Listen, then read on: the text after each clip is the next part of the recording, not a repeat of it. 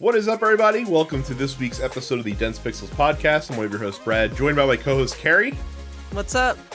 No Micah this week, and it's a good thing that he's not here, because I'd have to berate him and yell at him a little bit if he was here. Because, you know, whenever I get really excited about a game that, you know, I think that Micah would enjoy, I will come on this show and vociferously endorse it. And tell him, you know, and just like Balatro, like, you know, I told Mike, you know, check out Balatro, and you know, and he did it, and look at that, it's the number 2 game of the year last year. And I feel hard done by Micah not vociferously recommending Prince of Persia: The Lost Crown enough to me, because I've been playing Prince of Persia: The Lost Crown, and it's really, really good. Like would have made my top 10 last year level of good, perhaps even my top 5 level of good, just based on the 5 or so hours that I've put into it so far. I am not a Prince of Persia guy. Like I don't fucking care about the Prince of Persia franchise at all. You know what? I've honestly never really played any of like the 3D proper Prince of Persias. Like the most that I've done is I played a little bit of the 2009 like soft reboot of the franchise that everyone hated because it was bad, and that Micah famously hates because they, you know, the game ended on a cliffhanger, and then like they put out DLC to end the story, and you ended up like undoing all the things that you did in the game at the end of it, which is very stupid. So I don't care about the franchise. And when it comes to Metroidvanias, like Metroidvanias always tend to be hit or miss for me, right? Like I either really get into it, like I did with Metroid Dread, like I did with Bloodstained, you know, things of that nature, or they're harder to grab me, like Hollow Knight kind of has been. And like Hollow Knight, you know, despite what everyone says about it, and I've wanted to love Hollow Knight, and for some reason I've played it twice now. I'm going to try it a third time before Silksong comes out, just to see if I can, if it just will click with me, because, you know, 4 out of 5 dentists can't be wrong. That, but when they grab me right away, and Lost Crown is one of the ones that grabs me right away. It's just so well designed. Like it's very simple to see all of the kind of inspirations that they're taking from other games in that genre. Like they literally rip off like the Emmy stuff from Metroid Dread, but only for one section of the map, right? Like it's not like they use that throughout, but it's just like, oh, obviously, like this is, you know, you're cribbing from Metroid Dread. But the game feels really good to play. And it does the thing that I enjoy what games do, is that they make you, the player character, seem like you're doing things that are more awesome than the inputs that you are putting in would suggest that you're doing. Which is not to say that the game is easy. It's not. Like it's a very combat focused Metroidvania that does ask a fair amount of you, the player, from a skill stealing standpoint. But it rewards you by making you look badass and kind of chaining, like really flowing animations together well, and just making you feel good while you play it. And the platforming is tight. The story is fine. I couldn't give a shit. Like I'm playing this game. I'm playing this game for the gameplay. It looks really good. The boss fights have been really fun so far, the few that I've encountered. Again, it's the type of boss fights that they really do make you learn attack patterns, you know, learn how to dodge the attacks and counter and all that jazz. I'm not going to say Souls-like, but like it's, you know, it's demanding of you, right? Like it's not just going to lay it easy, but unlike in Hollow Knight, like if you die on a boss, like they let you immediately go back into the boss fight and retry it. You don't have to do like the run back to the boss, which can sometimes be really brutal in Hollow Knight games, depending on where your last spawn point was. Graphics look great. The music so far has been pretty solid. And this is a game that I'm going to be completely fine completing the main campaign. I started to like I just took a dip into some of the challenge levels, like the challenge stages that they have, and I'm just like, you know what, I'm good. I don't know if I want to sit there and grind for hours and hours just to beat these challenges. Like I'll find the main game challenging enough that I don't need to go into the stages that require like the pinpoint precision to to get through it. Right. Doing a great job of like dropping the breadcrumbs of just giving you like more upgrades and more things to do, and they're like the upgrades that they give you are not necessarily unique, but they give them to you in a sequence that is different than you would normally find with games like this. Like a lot, like when you hear people talk about this game, they talk about how like, oh, you don't get the double jump till like the end of the game. And that's Mm-hmm. because all of the other like traversal mechanics that they give you are so good that it's like we don't need to waste your time with a mere double jump. Like we're gonna have all these cool moves like air dashes and having like the thing where you can create like a shadow and then teleport back to that shadow, which you have to use to to traverse in interesting ways and Mm-hmm. things like that. If you like Metroidvanias, I can't recommend this game highly enough. It is fantastic so far, and I'm looking forward to again completing the main story before Civilization comes out. That's kind of my goal, and I think I should be able to. I'm pretty sure the main game is like a dozen hours long or something like that, so it's not too crazy. Yeah. But it's been great. Like I said, I've been really enjoying it so far, and just enjoying the challenges. So yeah, Lost Crown, big thumbs up for me. Shame on you, Micah, for not forcing me to buy. I honestly like as much as we gave shit to Ubisoft over the price of this game. Like had I paid $50 for it, like I'd be perfectly content with Oh, the you wouldn't quality of the even be game so mad far. about it. No, it's Okay. All really right. good. It's really good. Now again, like that's all relative, right? Because like when Hollow Knight is $15, it's hard to be like, hey, pay $15 for this similar game. But so far in the early goings, it is on par from a caliber standpoint with how Dread was, which I really liked. Metroid Mm-hmm. Dread as well, and that was a $60 game because you're paying the Nintendo tax on And that one. Nintendo tax. Yeah. Yeah, so Yeah. Okay. excellent game. Cool. I have been playing Shadow the Hedgehog 2, also known as Shadow Generations, the big add-on from the remaster of Sonic Wait, Generations, which hang on. Is this really the second like it's the game only featuring game. Shadow? It's the only game in which Shadow is like the primary like playable character. Huh. Like you can play as Shadow in Sonic Heroes as part of like Team Dark. You can play Shadow is playable in Sonic 06. He's been playable in other games, but in terms of like, the game being focused basically just on him, the Shadow Generations half of Sonic X Shadow Generations is really only the second time that it's happened. Huh. Did the original Shadow like not do well when it came out Mm, 20 years I ago? mean, God, I can't believe that game really is 20 years old this year. Yeah, that came out in 2005. Um, it was commercially successful. Hmm. It sold more than 2 million copies. That's really But successful for that, Danny. I'm surprised. I'm just yeah, surprised they didn't go back to that well sooner. yeah. But 2024 was dubbed the Year of Shadow by Sega and Team Sonic, and so that was the big thing last year, was giving him sort of like his true second game. And yeah, it's good.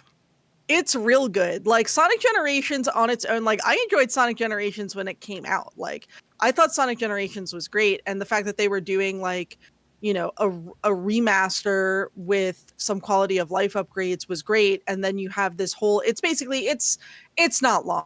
It's maybe 10 hours altogether to get through Shadow Generations, and I'm probably halfway through that already.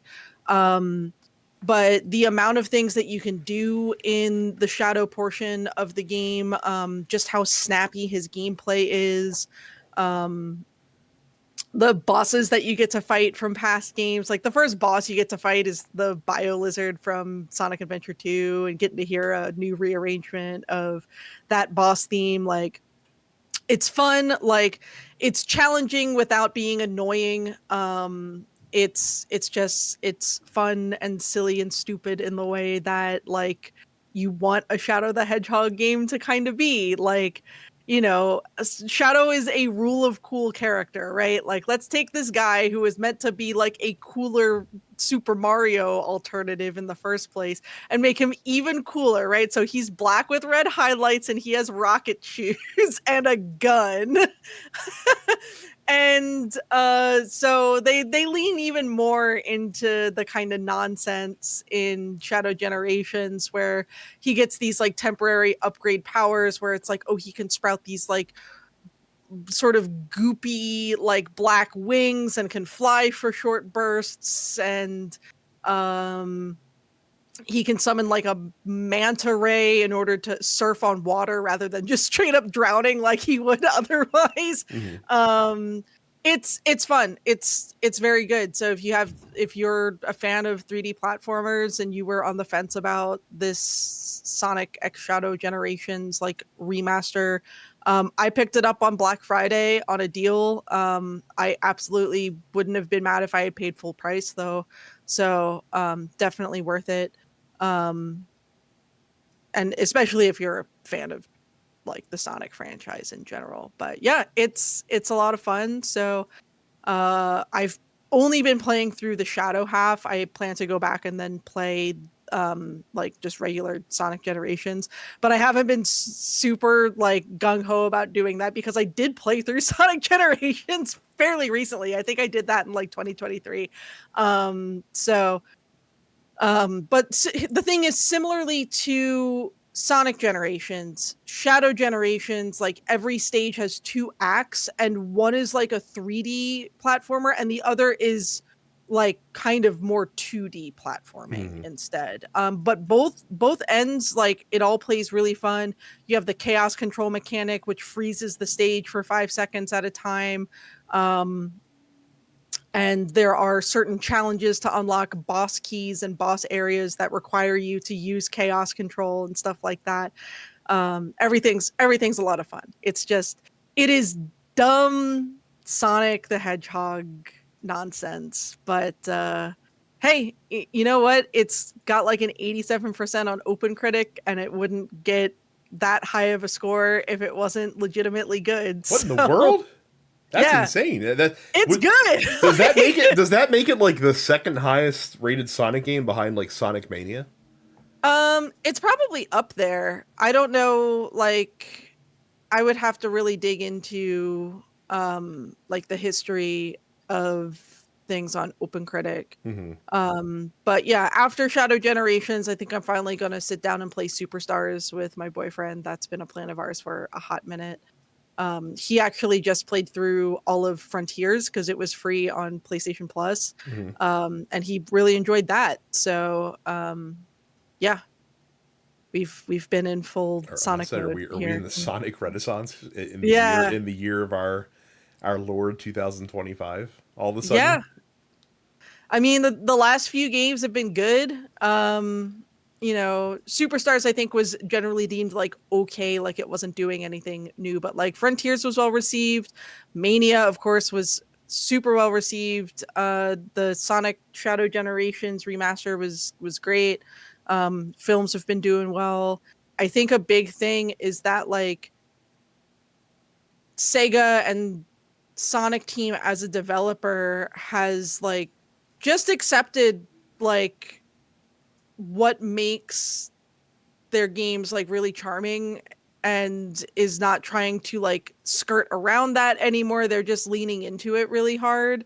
Like, of course, like why not? Like why not give Shadow like wings and like the ability to do all this crazy like super edgelord stuff, right? Like why wouldn't he have that? Just give him all of it. Why not?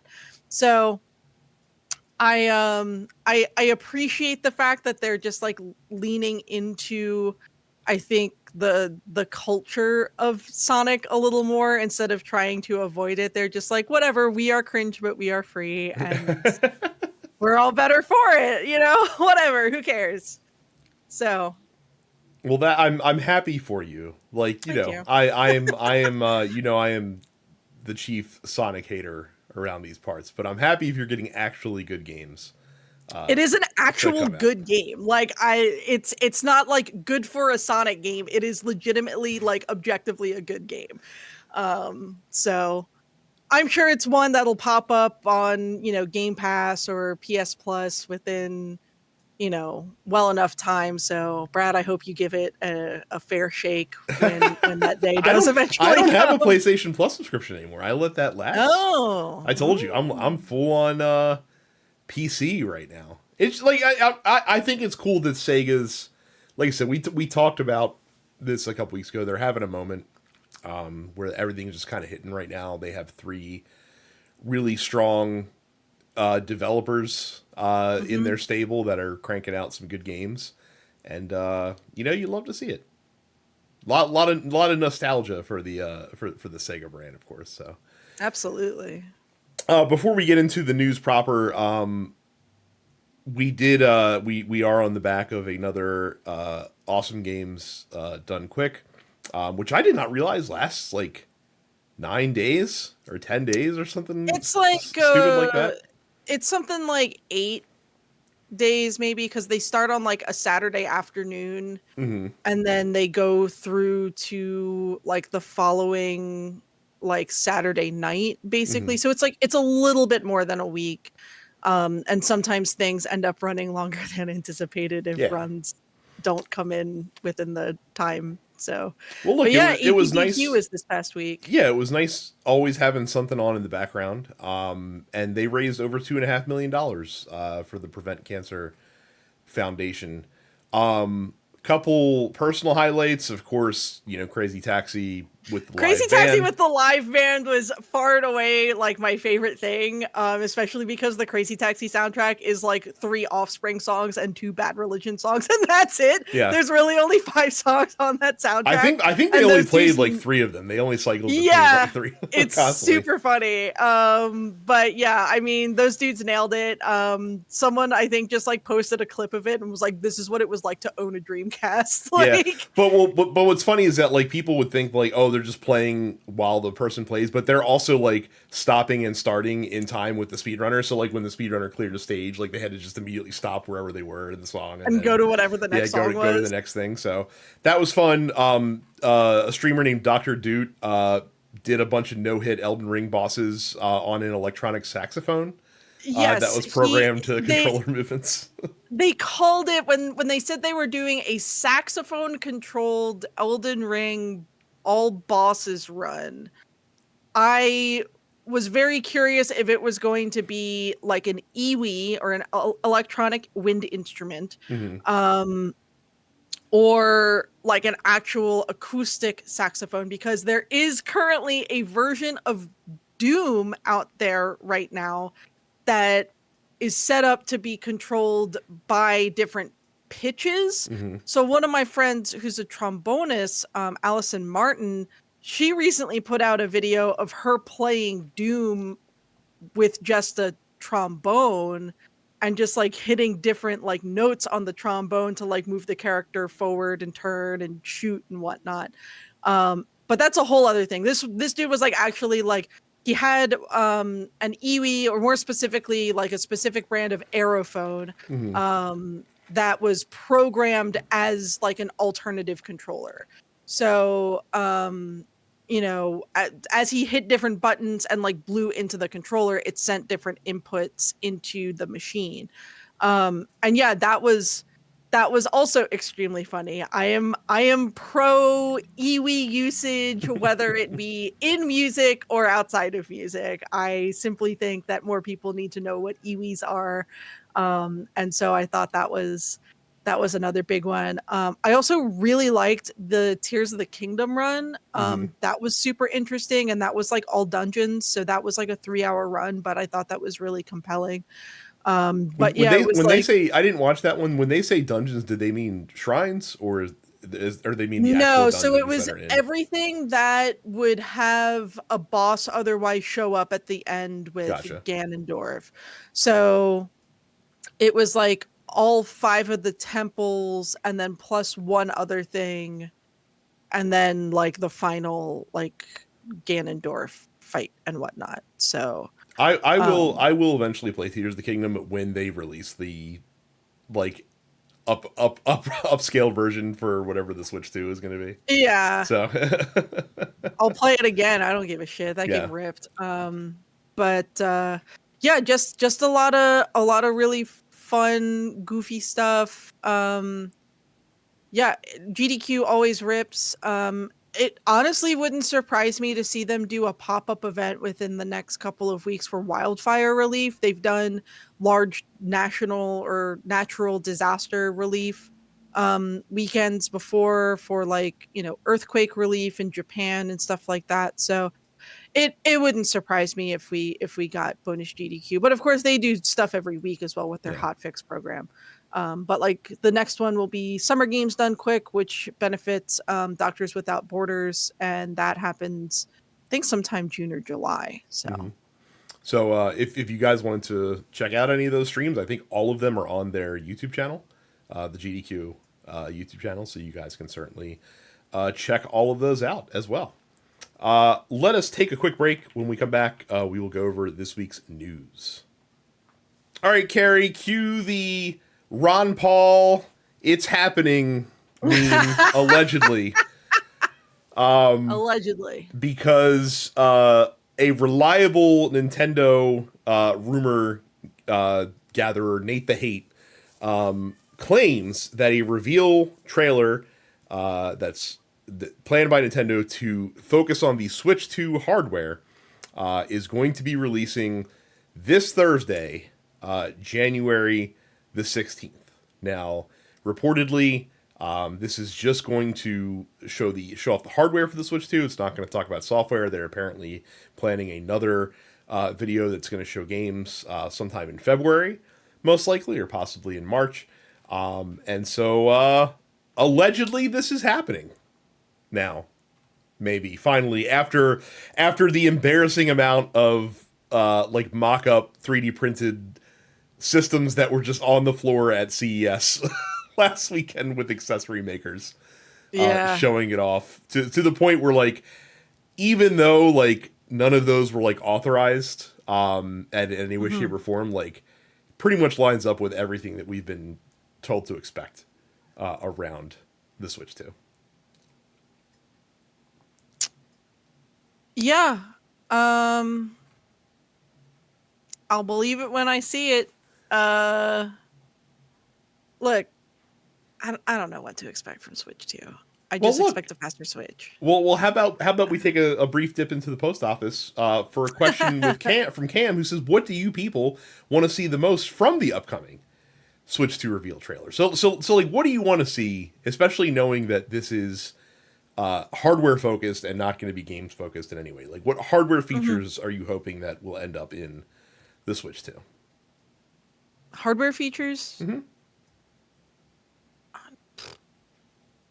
I don't know. I know the one that I want the most isn't going to happen, so like I'm already setting myself up for disappointment.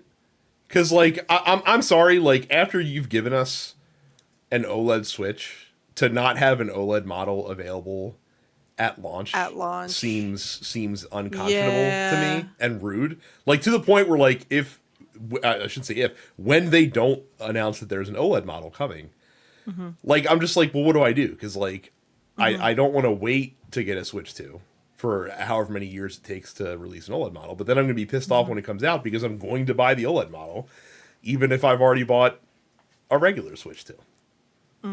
So, such is the first world problem that I admired.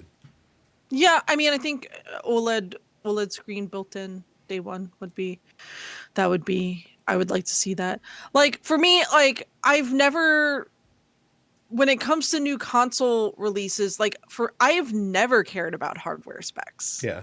It's never been a thing for me. I'm always just like, show me the games. Like I will watch a hardware rundown trailer and I'll be like, neat, just give me the price point and tell me when it comes out, because I'm gonna get it. I'm gonna get it. You don't have to sell me on it.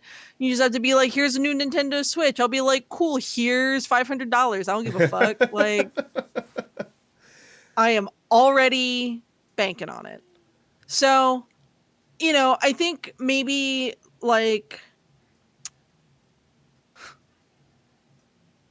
I want to know how long the battery life is going to be, just because I have been playing my Switch on long plane rides a lot recently. That's been a thing for the last couple years for me.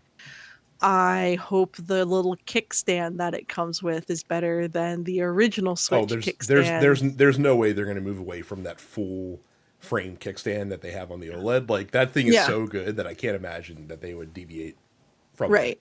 in some way, shape, or form. So Um, I really hope that the built-in memory is better than like 16 gigs. I really hope well, that it's better than that. that's I hope we actually get maybe like a 256 gigabyte model, and then yeah. you can expand it with an SD card. There's my big hope, is that the internal storage is better than what the original Switch's internal storage was. I'm curious to see what if they're going to keep the same game card format that they have for the original Switch, which I'd imagine they kind of I feel like they have kind of to have if to. they're going to be backwards compatible, which I'm pretty sure Yeah. they are. I can't imagine that they're not going to be. But will the game Um, cards taste any better? they'll probably taste just as bad. I would imagine. I'm not going to find out, but I'm sure someone intrepid can bite that bullet because I'll do it on the podcast. they did Thank you. because like with the Switch game cards, like they never released a 64 gigabyte card, but I remember hearing they have the ability to put up to 64 gigs in those cards. I think mostly Yeah. they could get away with 32s though Yeah. in this last generation. Mhm. I really just hope the software, like the onboard software experience, is better because Yeah. even like 4 years ago, like the Switch eShop is borderline like unusable from a just from a eShop UX. navigation kind of Yeah. sucks. I just wish, I remember all of the fun themes that like the 3DS had. Hmm. Like why was I not able to have fun themes on my Switch, You Nintendo? didn't like just having white or not black. Gray? All right, or yeah, no. Well, they called it black, but it was not. It's It's not. not black. Like It's if it just had been dark black, I would mode. have been much happier about that because I like that better than that dark gray that they had on there. Yeah. So yeah, Yeah. so that yeah, like I said, I want an OLED screen. I know I'm not going to get an OLED screen. So if I'm not going to get an OLED screen, I really at least hope that the handheld resolution is 1080p Mhm. on the console. I think that would be fine. Obviously, like at a minimum 60 frames per second for any game that comes out on there. It'd be great if they could get it to like a 90 hertz screen on the handheld. That would be super dope as well. Mhm. And I hope that when docked, that they can do at least like 2K resolution at still that like higher frame rate. Also, Sure. so Okay. I think that's that's reasonable. I feel like it is, and that still doesn't put them on par with PlayStation and Xbox, which they aren't going to be because No, they're not trying to be. jam. Yeah. So Okay.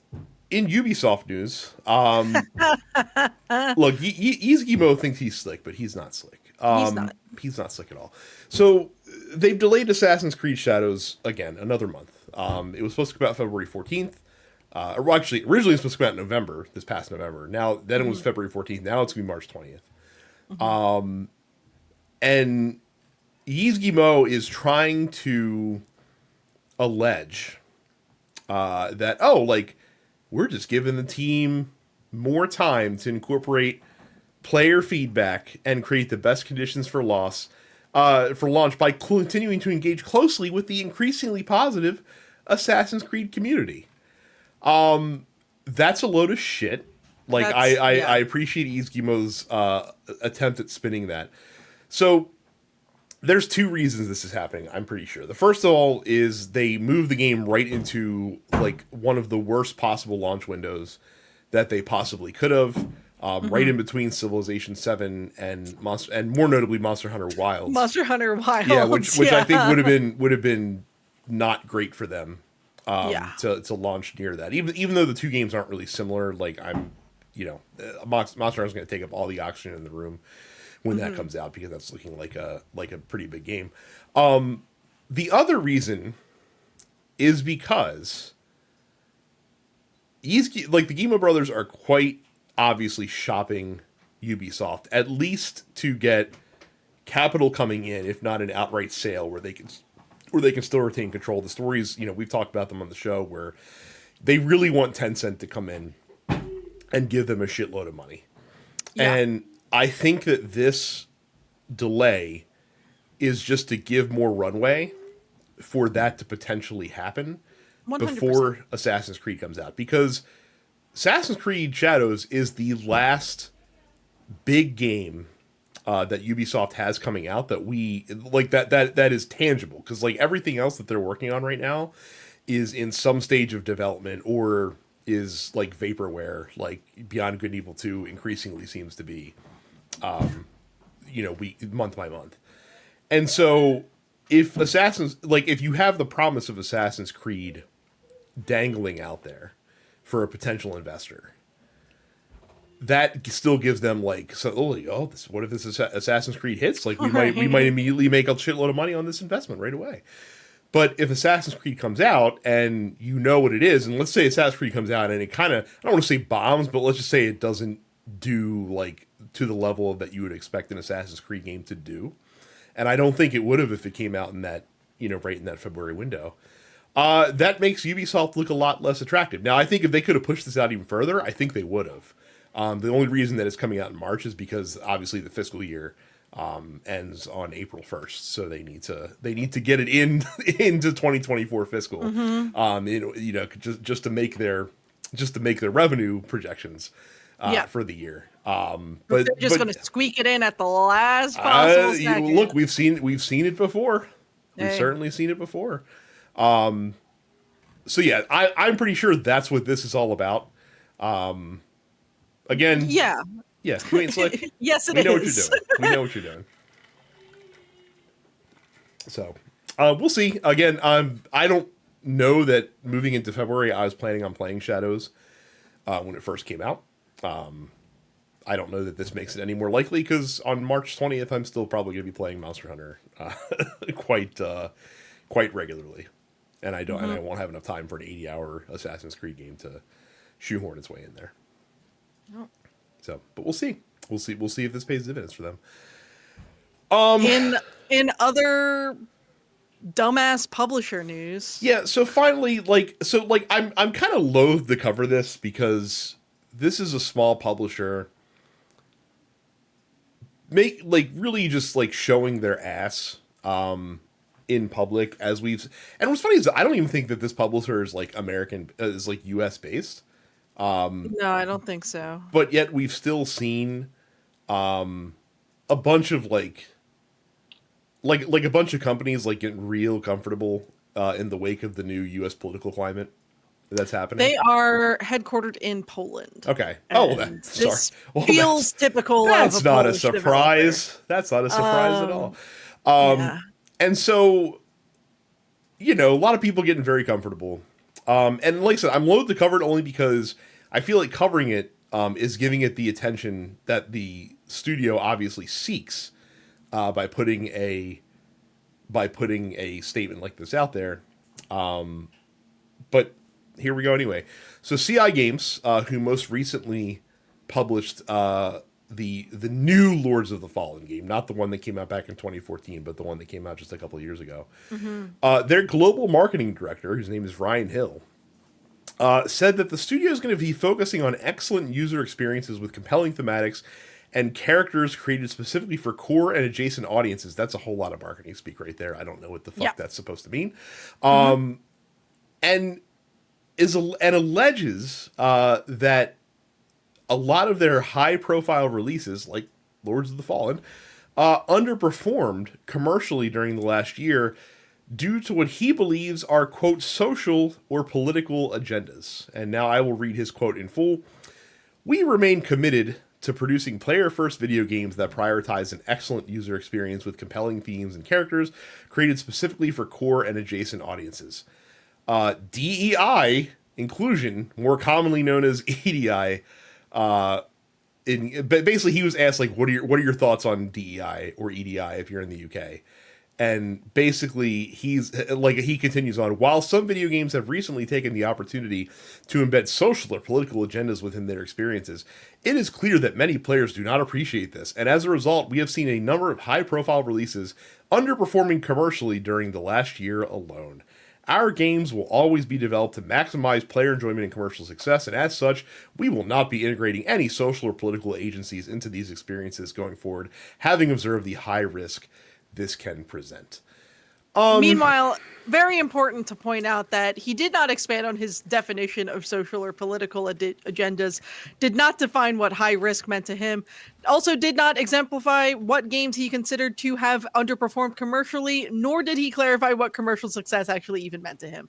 So this is a lot of talking out of his ass for the sake of appeasing, let's call it just straight white men, Yes, in please, order to... please buy our game, anti-woke brigades around the world, because Mhm. we will be the company that bats for you.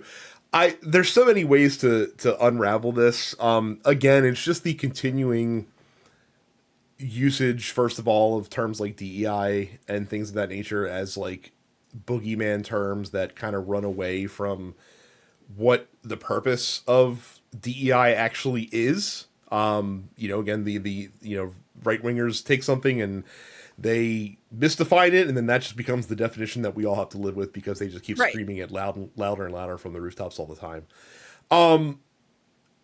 I would also argue that, like, again, most games, in some way, shape, or form, are going to nod or at least allude to, quote, social or political agendas in some way, shape, or form, because that's what compelling stories are often about.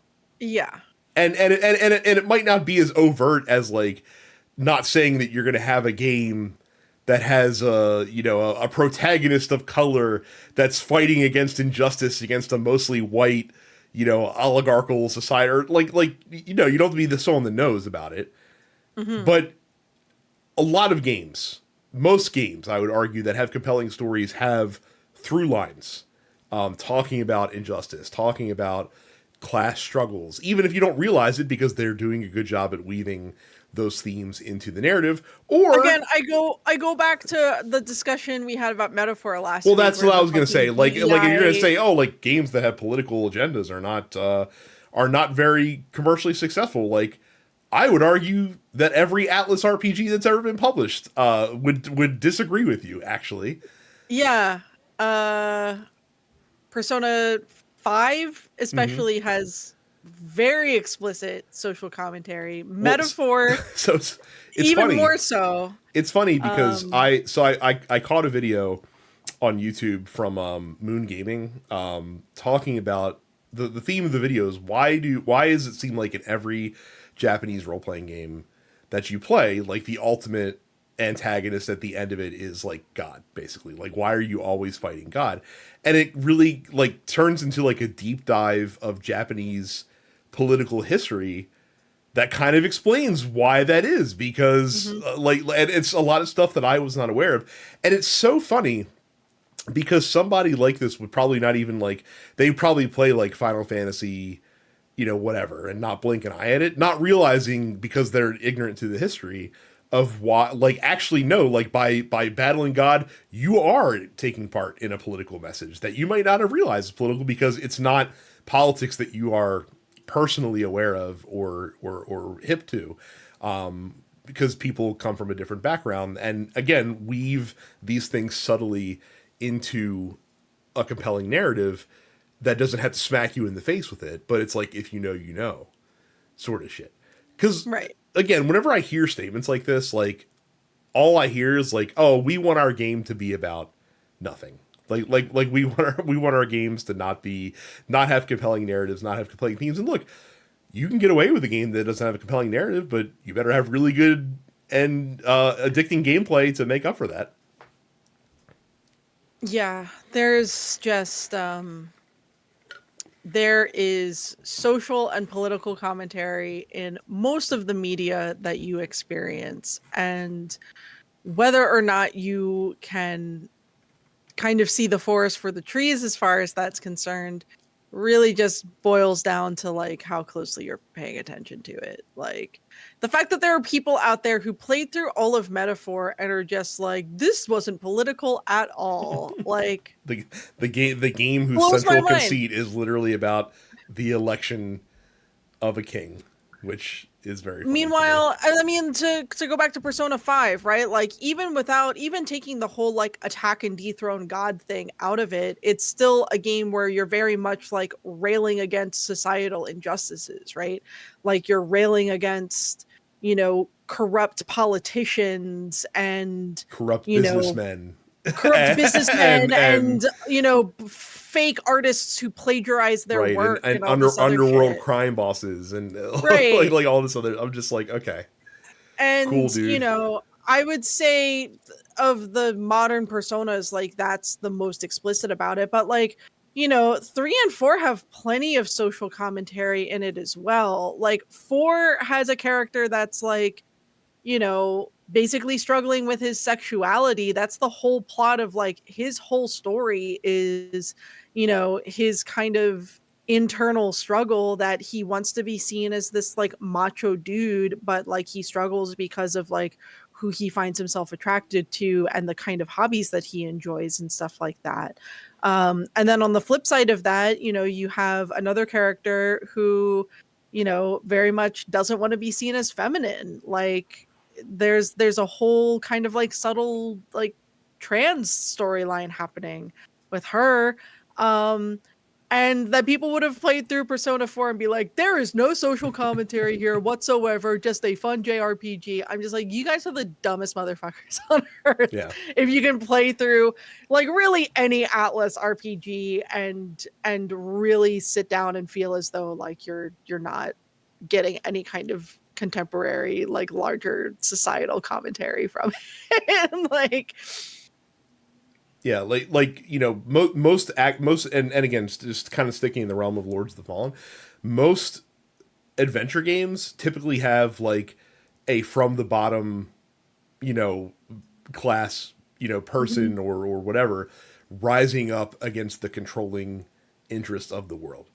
yeah. That's pretty much as basic a political story as you can get. It's not like in these games you're playing as a fucking king and just like laying waste to all the peons in the land around you, because that wouldn't make for a very fun or compelling narrative. Like it's not Mhm. fun to be, to play as a big guy stomp. It's not fun to play as Goliath, stomping all over a bunch of Davids. Like it's fun to do the opposite. So like when I hear shit like this, it's so stupid. And again, like if your games are underperforming, make better games. Like like you make the choice to go into a market that's very saturated right now in terms of like the Soulsborne style of games. And if you want to stay, and it's not impossible to stand out. I mean, for fuck's sake, we saw a game highly successful 2 years, it was 2 years ago or last year. I think it was 2 years ago. Highly successful, that basically was a Soulsborne game where you play as Pinocchio. If you were to just to give somebody that elevator pitch, you'd be like, get the fuck out of here. I'm not playing that shit. Like Right. that's gonna be fucking garbage. But because the game was good, it was successful. Like it like that's all you have to fucking do. Like it's not to say that that's easy, because if it was easy, everybody would do it. But Mhm. you know, I yeah. So like fuck these guys. And again, like the next game they put out probably is going to be mediocre as fuck, and they'll probably blame woke culture, I guess, on the fact that that was the way. Yep. So let's take our last break. We will come back with our 2025 gaming resolutions and then the post office. So as we do when it's a new year on the show, or at least we have for the past couple, we make some gaming resolutions that we hope to be able to keep into the new year. I do not at all remember what my 2024 resolutions were, which means that I probably failed horribly at it. If Yep. any of you listeners want to remind us what we resolved to do in 2024, so I can confront my failures head on, I'm Mhm. perfectly happy to hear that. Micah did drop his one resolution to us, even though he's not here. Micah resolves in 2025 to beat, not complete, but roll credits on every game that he purchases from February to November. And I believe him because Micah is purchasing less games than he has before, Hmm. and he usually sees things through, unless the game's like really bad, and even Yeah. then he still kind of does. Anyway, He usually suffers through it. he does, which I don't understand. My No. time is far more No. valuable than my money.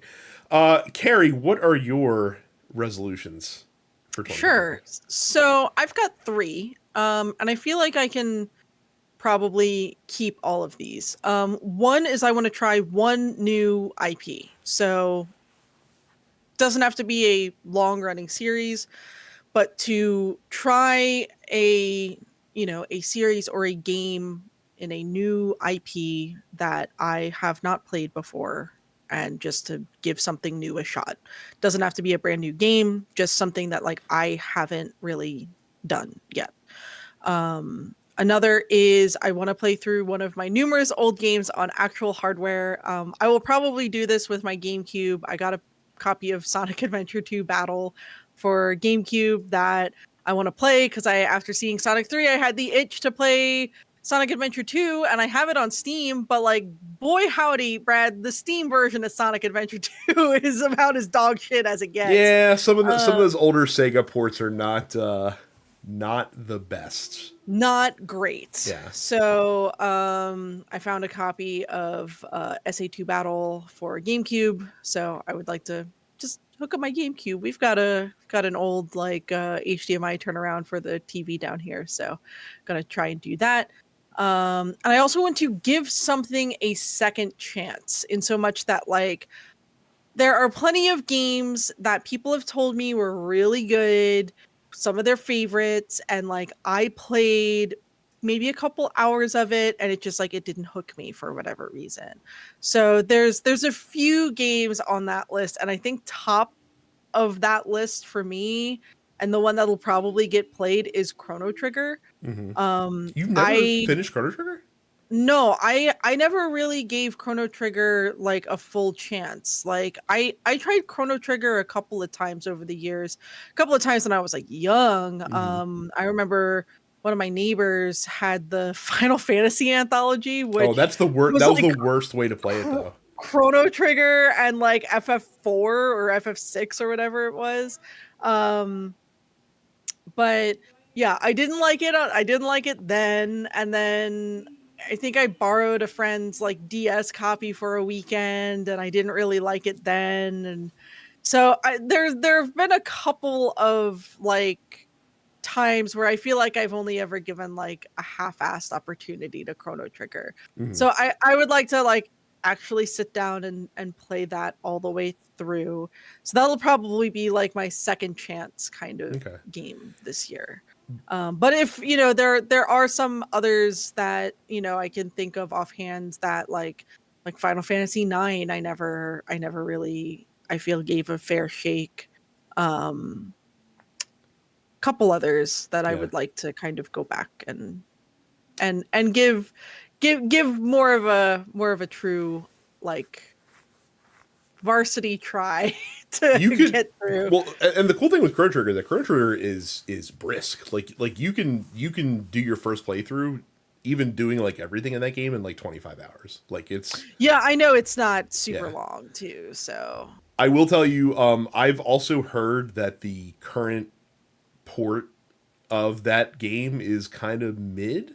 So I would actually recommend like maybe playing an emulated version of the SNES. I did grab the Steam version because it was on sale for like $3. Hmm. So I was like, well, if it sucks, I only spent $3. Yeah, fair enough. Yeah, that's I keep meaning to replay that, but I've got too much other new shit, so Yeah. that'll probably wait. I only have two this year, and I feel like this first one was probably on my resolution list last year, and I failed miserably at it. But I just want to buy fewer games. I am just like all the rest of you when it comes to the Steam sales, and like too many deals come along where I'm just like, well, I'd be stupid not to buy it for this price, and then it sits on my backlog for an indeterminate amount of time.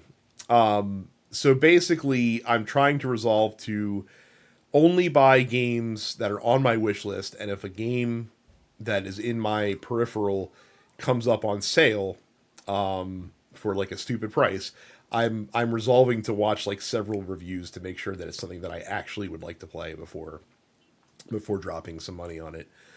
And the other one, and with this one, I am absolutely setting myself up for folly.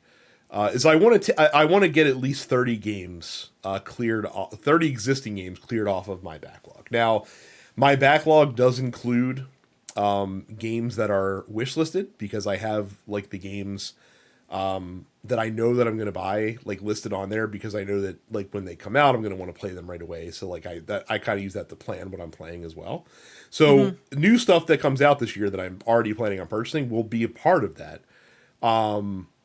But I also want to work through like a bunch of other games that are on there that I just want to see if I dig it and either play it to completion or put a couple hours in and figure out either it's not for me or just not something I need to spend a lot of time doing. Now I've already done 2 this year so far. Like I cleared off Okami because I decided I'm not gonna put any more time into that.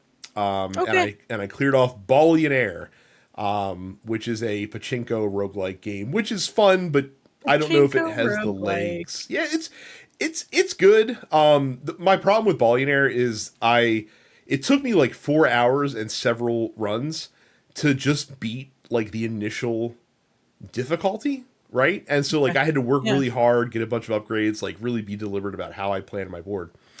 And then in the next game that I played after that on one of the new boards, I made a build that was so broken.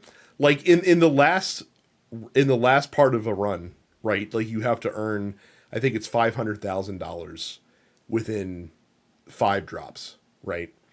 And the way the game works is you have different triggers that you put on the board, and as the ball hits them, like they'll pop off and chain together ideally. On the last round of the game that I played, I scored $21 million worth of points in a round where I only needed to score 500,000. That's how broke ass this build was that I created. So I'm worried that if it's that easy through the higher difficulties, that I'm not going to be hanging out because as fun as it is to play the Bing Bong game, I do like a little bit of pushback in my roguelikes to make it difficult. So two down, 28 more to go for this year, clearing it off the backlog. So we'll see if I can do it. Probably not, knowing me, but I said we'll see what happens. Actually, I'm gonna count 3 because I've put a fair amount of time back into Warframe again. Okay. And so I can consider that cleared for my backlog, even though I'm going to continue playing Warframe here and there until fucking Civ comes out. So we go to the post office. We did ask you, again, if you're not part of our Discord, densepixels.com/fans, you can ask us questions that we'll answer on the show every week. We asked you if you had any resolutions.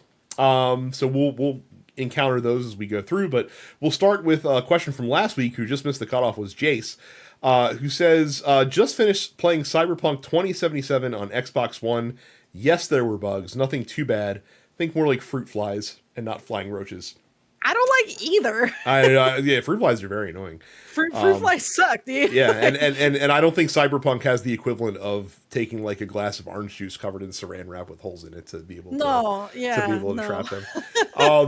I was trying to complete the secret ending and got pwned, as the kids used to say. Question is, when did you decide as a gamer, or what game forced the decision, that the time and effort is not worth it, and rather you would just see someone else do it on YouTube? I used to take pride in being able to conquer difficult games, so for me it was about 5 years ago, just to get somebody else to do it.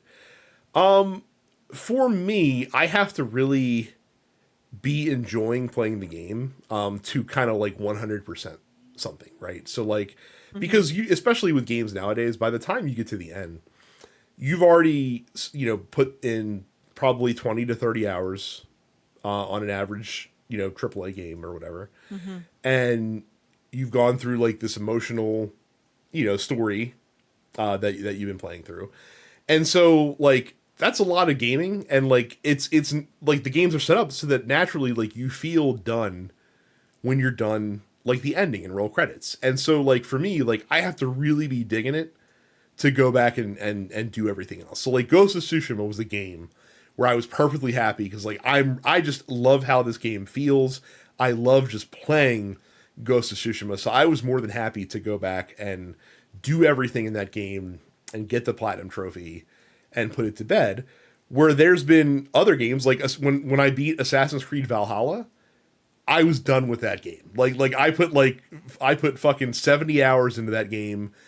I did probably, I don't know, half of the content available in the game. Like they have the main campaign, they also have like the conspiracy thing to do, and they also have all the other shit on the map that you can do. By the time I was done 70 hours in, I was like, I'm good. I don't need to come back to this and finish the other content that's in this game at all. So for me, it really depends from a game to game basis. But if I'm feeling it, if I'm liking the game, I'm going to keep playing the game. That's how I look at it. I feel like I've never been a 100% kind of person either. Like I've just been like, if I feel satisfied with a game, then I put it down. And if I want to keep playing it, then I will keep playing it. This is why I have a million billion hours in games like Fallout New Vegas and Skyrim, and significantly less in large games that didn't grab me the same way. I would say games where I have like gotten to the very end and then just been like, fuck it, and then just like it's like that like one the share zone meme where it's like, just walk out, you can leave. Like that's how I feel about games. Like if I hit a point where I am no longer having fun, I'm done. Like, it doesn't really matter if I have gotten 98% of the way through the game. If I hit that kind of wall where I just am starting to get frustrated with a late game boss, I'm just fucking out of there. So that's how I was with the first Kingdom Hearts. When I tried Kingdom Hearts, tried playing through that series, realized that Kingdom Hearts is just not for me. And by and large is a very poorly written series of games, but that's a whole other conversation. But I really tried. I wanted to finish, like legitimately, I wanted to finish the game on my own. And so I got to Ansem, and I could get to like, it's like a 7-ass stage fight, which is stupid in the first place. That's some classic Square Enix bullshit. But I got like halfway through like the overall fight, and I just kept getting mollywopped at this particular stage of the fight. And I was like, I could felt myself like getting like gripping the controller so hard that I eventually just had to be like, I'm done. Like I threw myself at that boss for like 2.5 hours. Couldn't do it. And my heart rate was so high, my blood pressure, I'm sure, was through the roof, that I was just like, it's fine. It's fine that I cannot do this. So I just like put the game down, turned it off, went upstairs, watched the ending on YouTube, poured myself a glass of wine, and called it a night. Like that was fine. I think the more recent one is probably Elden Ring. Like I cannot get past Malekith. I am at Malekith. I cannot get past Malekith. If there is someone on PC who would like to co-op my ass through Malekith, that would be great. That would be so sick of you. But until someone does that for me, I am simply done with Elden Ring at this point in time. And that's fine. I've never been a huge Soulsborne person anyway. Elden Ring's very fun. It's an excellent game. Wonderful world. So much fun lore to explore in that world. That being said, Malekith beat my ass relentlessly many, many, many, many, many times. And I am simply not a skilled enough player, particularly not with the build that I have, to beat Malekith. And that's fine. So if I want to learn more about Elden Ring lore, all the DLC and all that shit, I can just look it up on YouTube. That's fine. What's more important is I beat Millennia. I beat Millennia, but I can't get past Malekith. So yeah, and I do I don't think think there's any shame in that, honestly. I do think a lot more people that need to kind of fall into the sunk cost fallacy of needing to beat games just because they bought them, and like, no, you truly don't. Like whatever, what, like, that Carrie is correct. Like, your time with the game should end when you stop enjoying playing the game. So that's Yeah. that is some good 2025 advice for everyone out there. Film Wander asks, what story from a video game has stuck with you that can be applied to the current state that the U.S. is in? I'll give you one. Look, Metaphor. no, I'm not going to metaphor because that metaphor has too happy of an ending. Right now we are right now. The U.S. I feel like is at the middle of Final Fantasy VI. We are leaving the world of balance. We are Yeah. entering the world of ruin. We are entering the world of We are ruin. about to go through the bad place. That hopefully we can, scrape ourselves together and pick ourselves back up and move forward. That's the one that rings true in my head right now. But if it causes Elon Musk to throw Donald Trump off of a giant floating island, then, you know, Skyscraper works just as well. yeah, there's a silver lining in every cloud, as they say. So, Mark says gaming resolutions are things like trying out way more indie games, trying to contain my inner Micah on spending, and complete more of my backlog. Are there any games coming out this year that you're intrigued by, which may not normally be in your wheelhouse? And Carrie, how did your vocal cords feel after straight up wailing on "What I'm Made Of"? So I appreciate. Thank you for checking out my cover of What I'm Made Of from Sonic Heroes. The Sonic album comes out this Friday. So please be sure to grab that.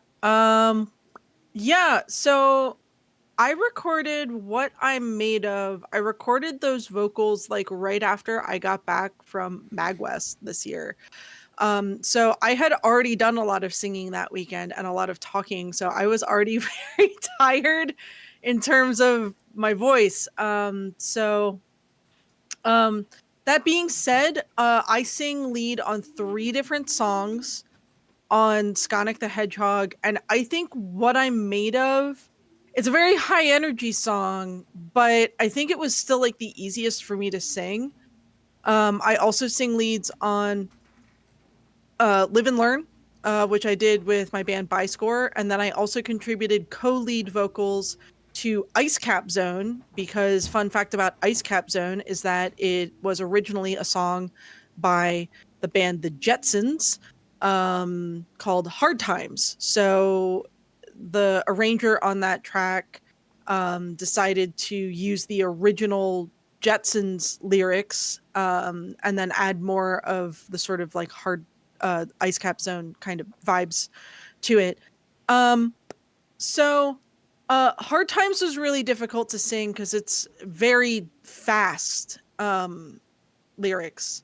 And then in terms of my vocal range, Live and Learn is just more difficult because I have to do these sort of like Johnny Joely like screams that are towards the top of my range, whereas I didn't have to do that in What I'm Made Of because I gave those screams to the horns instead of me doing it myself.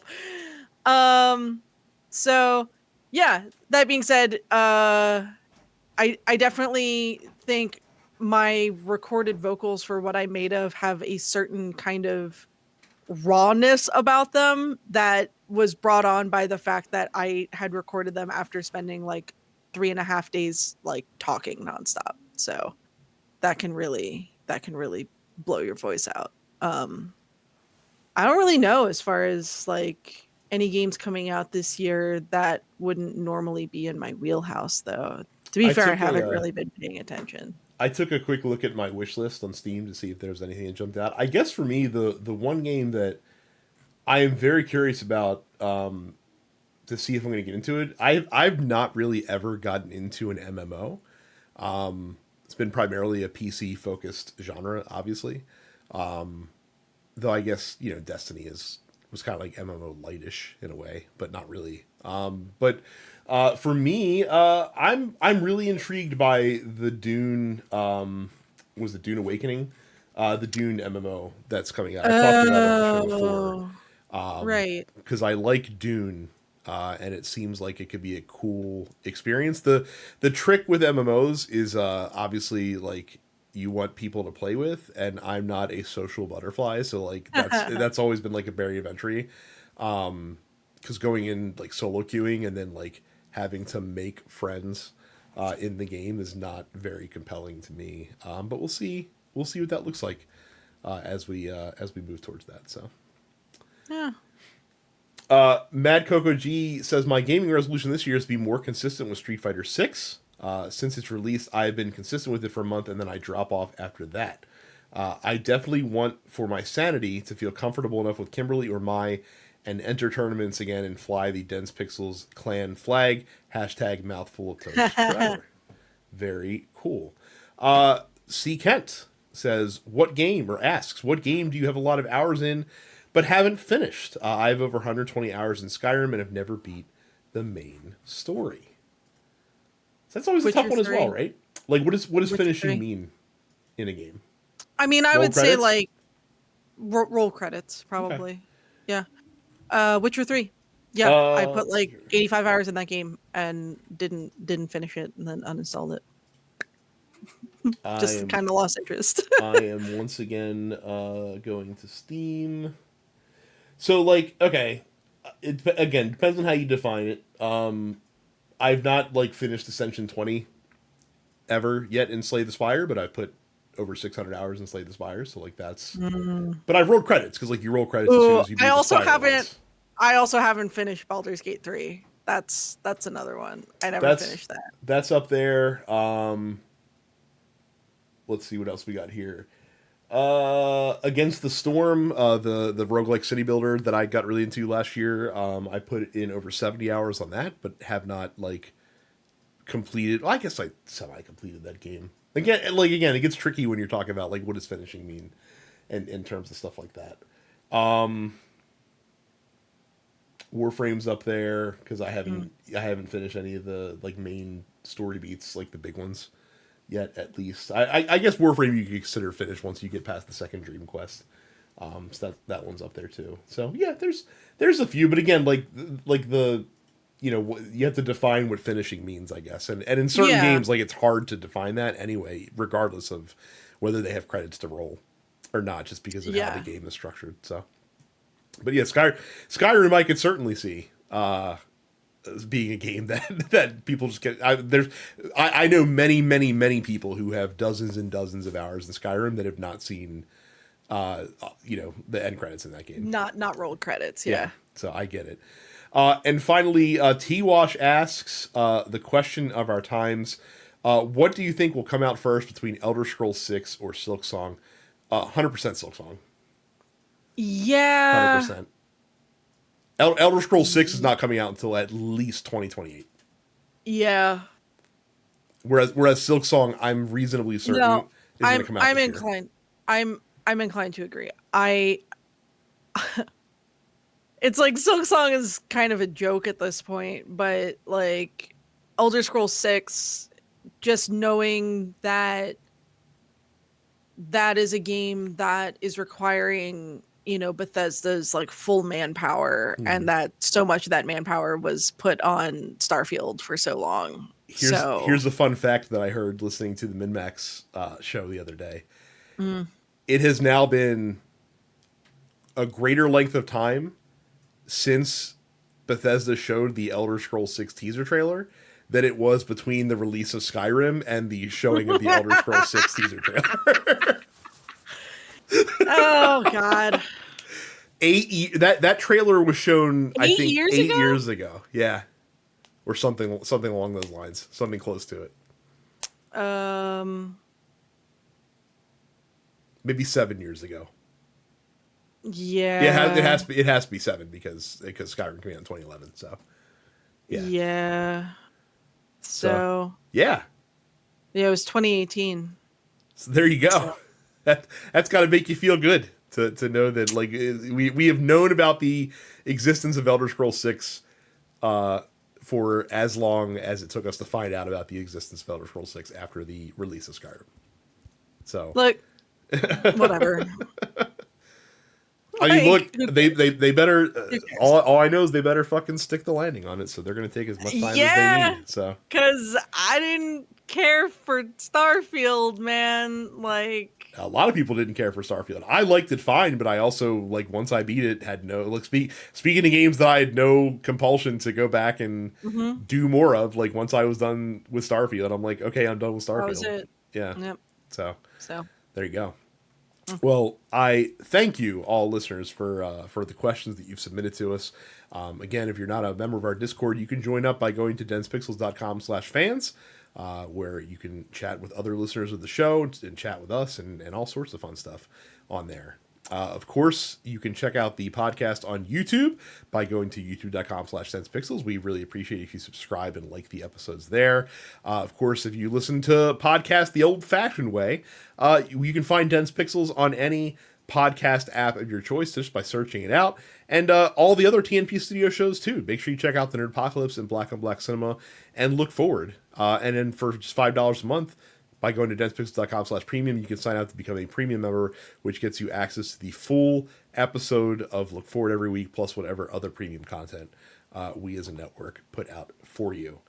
Thank you guys again very much for watching and listening, and we will see you all the next time. see ya.